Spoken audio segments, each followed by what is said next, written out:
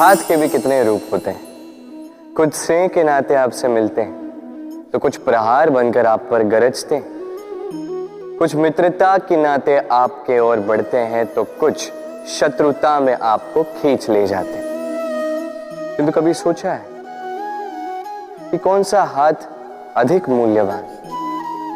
जब आप सफल होते हैं, जब आप शुभ कर्म करते हैं, तब कुछ हाथ आपके लिए तालियां बजाते हैं और कुछ हाथ ऐसे होते हैं जो आपके कंधे पर रखे जाते हैं जब आप जीवन में सबसे अधिक असफल होते हैं, जब आप टूट जाते हैं। ये तालियां बजाने वाले ये हाथ, आपकी प्रशंसा करने वाले ये हाथ, इससे कहीं अधिक मूल्यवान है वो हाथ जो आपको तब सहारा देते हैं जब आप वो समय व्यतीत कर रहे हैं जो कोई नहीं करना चाहता।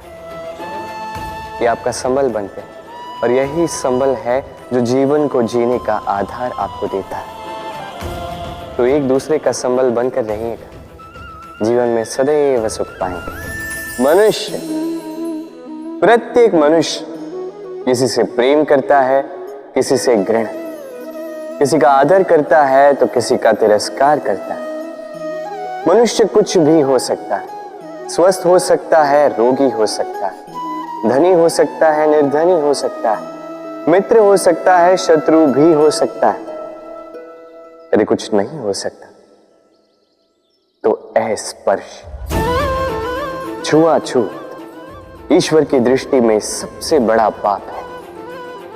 ये जो मनुष्य का शरीर है ये ईश्वर की देन है, ये उसका मंदिर है। हर शरीर में ब्रह्मा जी निवास करते हैं, तो इस शरीर का अपमान करना, इसे छूने से भी कतराना,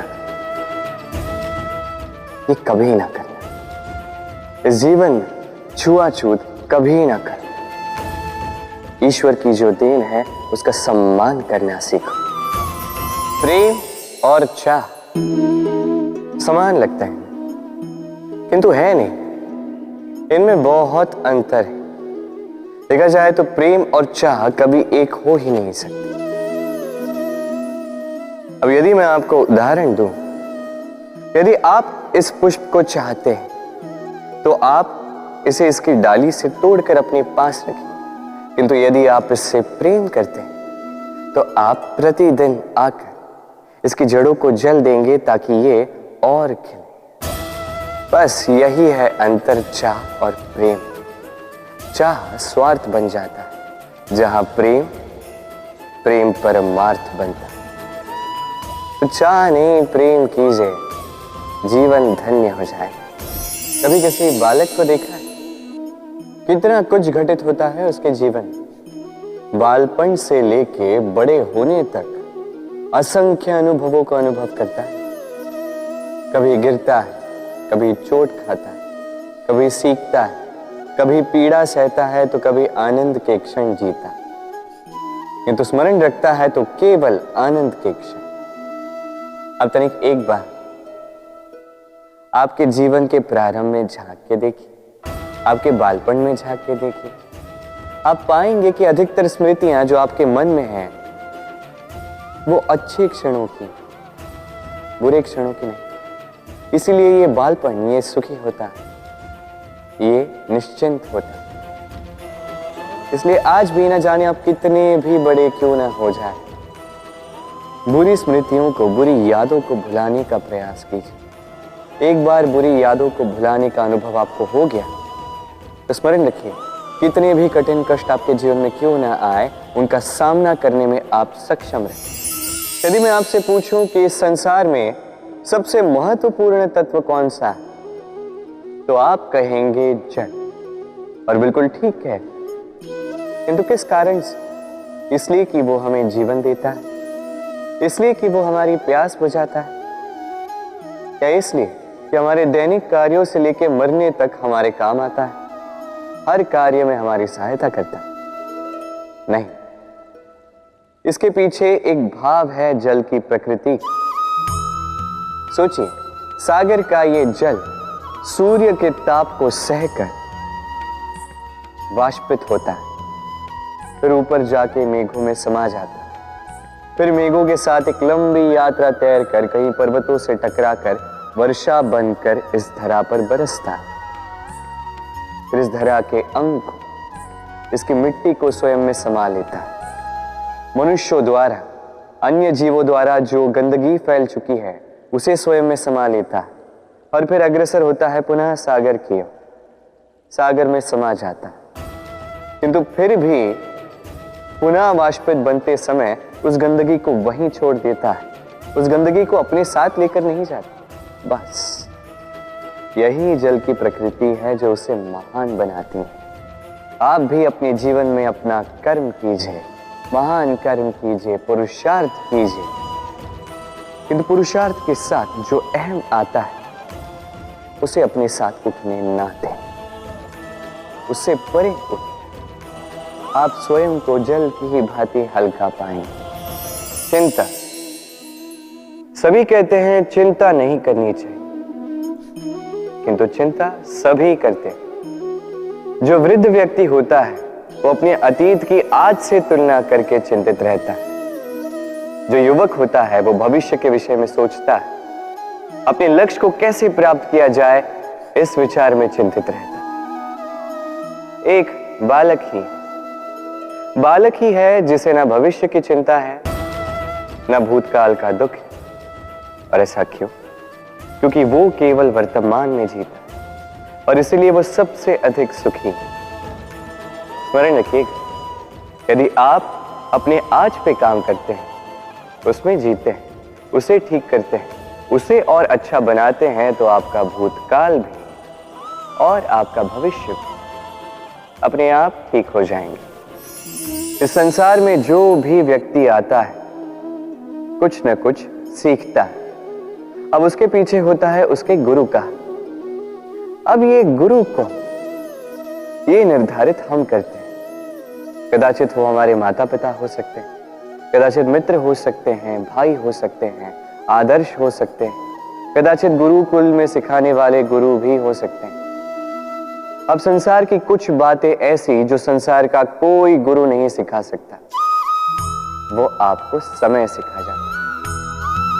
क्योंकि संसार में समय से बड़ा गुरु और कोई नहीं। अब समय में और गुरु में एक समानता है और एक अंतर है। समानता ये कि समय और गुरु दोनों आपको सिखाते हैं। अंतर ये कि गुरु पहले आपको सिखाता है, फिर आपकी परीक्षा लेता है। समय पहले आपकी परीक्षा लेता है, फिर आपको सिखाता है। अब शिक्षा प्राप्त करके परीक्षा देना और परीक्षा दे करके शिक्षा प्राप्त करना, ये दो भिन्न बातें। और सदैव स्मरण रखिए, इस समय से आपको जो भी सीख मिलती है उसे सदैव अपने पास संभाल कर रखिए, क्योंकि समय से बड़ा, समय से मूल्यवान, समय से अधिक आधुनिक और कोई गुरु नहीं ना। कितनी साधारण सी बात है। हर एक मनुष्य जो जन्म लेता है उसे एक नाम मिलता है, जो उसे दिया जाता है या तो उसके माता पिता द्वारा, या तो उसके गुरु द्वारा, या किसी संबंधी द्वारा, या किसी प्रियजन द्वारा। इसी नाम के साथ वो पलता है, बढ़ता है। परंतु क्या यही नाम है? क्या यही सब कुछ है? कदापि नहीं। एक नाम वो है जो आपको जन्म से मिलता है, जिसे आप कर्म तक ले जाते हैं, और एक नाम वो जो आप अपने कर्म से अर्जित करते हैं, और इसी कारण से आप जन्मों जन्मों तक जाने जाते हैं। आपका वास्तविक नाम वो नहीं जो आपको जन्म से मिला है, आपका वास्तविक नाम वो है जो आपने अपने कर्म से कमाया है। क्योंकि इस कमाई के पीछे अनंत प्रयास छिपे होते हैं, अनेक परिश्रम छिपे होते हैं। किंतु यदि आप चाहते ही हैं कि लोग आपके नाम को स्मरण रखें, तो आपको कर्म के मार्ग पर अग्रसर होना ही होगा। शुभ कर्म करने होंगे, निरंतर प्रयास करने होंगे, महान कर्म करने होंगे, और विश्वास कीजिए आपको एक महान नाम का ये फल अवश्य मिलेगा। मनुष्य सामाजिक प्राणी है। समाज में घूमता है, लोग ढूंढता है, संबंध बनाता है, उन्हें बढ़ाता है, सुख देता है, सुख प्राप्त करता है, अपने दुख को कम करता है। किंतु एक बात समझ नहीं पाता, अपने कौन है और पराये कौन है। देखिए, अपने वो नहीं जो सुख के क्षणों में आपके साथ रहते हैं, अपने वो है जो दुख के क्षणों में आरंभ से लेके अंत तक आपके साथ खड़े रहते हैं। ध्यान रहे, सुख के क्षणों में जो आपके साथ सम्मिलित होते हैं, ये वो लोग हैं जिन्हें आप चाहते हैं। किंतु जो दुख के क्षणों में, समस्या में, पीड़ा में, अकेलेपन में आपके साथ खड़े रहते हैं, सदैव आपका साथ निभाते हैं, ये वो लोग हैं जो आपको चाहते हैं। अब किन्हें अपना बनाना है और किन्हें पराया, निर्णय आपका है।